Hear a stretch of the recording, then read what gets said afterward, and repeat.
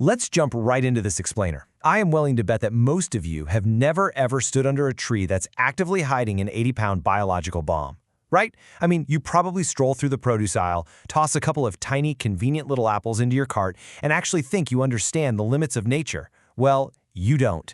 Because for a specific period in history, the massive fruit we're looking at today was considered such an overwhelming public nuisance that it was formally banned. Just picture it, a fruit so unbelievably large it can literally feed an entire village, yet so pungent that British military officers ordered it completely wiped out from public spaces just to maintain their pristine sense of order. So today, we're dissecting the jackfruit, the trunk-grown heavyweight, and we're going to explore exactly why this bizarre botanical anomaly was seen as a direct threat to the colonial system. Take a good hard look at that number, 80 pounds. The absolute first thing you fundamentally need to wrap your head around is that the jackfruit is the largest tree-grown fruit on Earth that we know about, period. While your ordinary, everyday fruits are struggling to reach even a few measly pounds, a single heavyweight champion jackfruit easily hits 80 pounds without breaking a sweat. It just completely dominates. It's this biological powerhouse that aggressively pushes the extreme limits of what a living tree can actually hold. It is, quite literally, asserting its dominance over the entire botanical world. So how on earth does a tree manage all that massive weight? Well, it all comes down to a botanical phenomenon called cauliflory. Instead of growing out on a delicate little branch like a normal, well-behaved piece of fruit, the jackfruit relies on a genius biological hack. It grows directly out of the thick, woody trunk of the tree itself. It's essentially a trunk growth glitch. I mean, pointing out the completely obvious here, if an 80-pound fruit tried to grow on a standard branch, it would instantly snap that limb like a dry toothpick, right? But this highly specialized cauliflory growth allows the tree to focus massive amounts of energy and structural support into one secure spot, completely bypassing the need for fragile branches. Now, I know what you're thinking. Most of you probably assume this massive thing is just one giant solid piece of fruit, kind of like a ridiculously oversized melon. Let me just gently correct that assumption. You would be entirely wrong. The jackfruit is absolutely not a single piece of flesh. It's actually a highly complex biological machine. Inside, the whole shebang is made up of hundreds of individual bulbs, and each one of these bulbs is tightly wrapped in this incredibly sticky, milky latex that acts as a formidable defense mechanism. If you want a good mental model, think of it less like an apple and much more like a massive pomegranate. It's essentially a bundle of hundreds of tiny fruits completely hidden inside a single armored shell. Okay, let's take a quick poll in your head regarding the sensory overload we're dealing with here. If you had to choose between bringing a fruit that smelled like a skunk into your home, or one that smelled like a 50-pound pile of overly ripe bananas and pineapples sitting out in the hot sun, which are you choosing? Because when a jackfruit is fully ripe, its scent is completely unmistakable. We're talking about an overwhelming aroma of banana and pineapple just violently mashed together. Now, for local populations, this is the magnificent, mouth-watering smell of an upcoming feast. But if you've never smelled it before, it's a sensory assault. It operates as a biological beacon, specifically designed by nature to attract animals from huge distances away, very similar to how the notorious durian fruit uses sulfur to travel half a mile in the breeze. Section 6. The Colonial Scent Ban. How a superfood became a threat to order.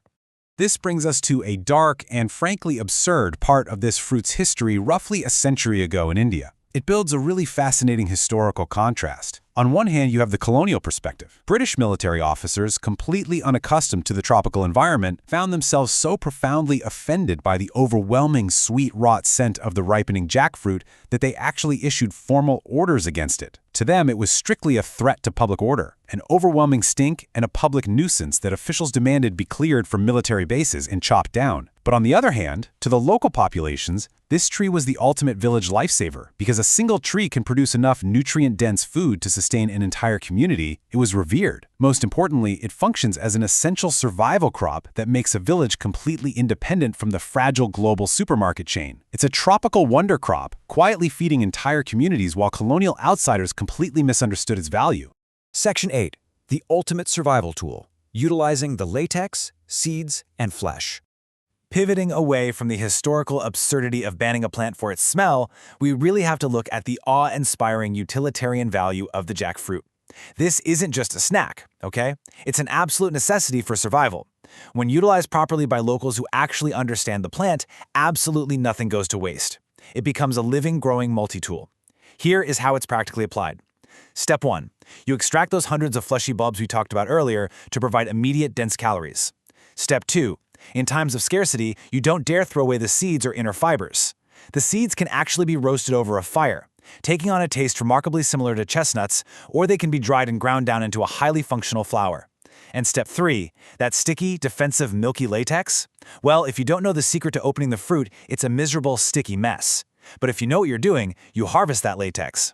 It's so incredibly powerful, it's literally compared to industrial-strength glue, used in survival situations for everything from making bird lime to securely sealing containers. Now you might be asking yourself, hey, if this is such an incredible heavyweight survival food, why isn't there a massive mountain of them sitting at my local supermarket?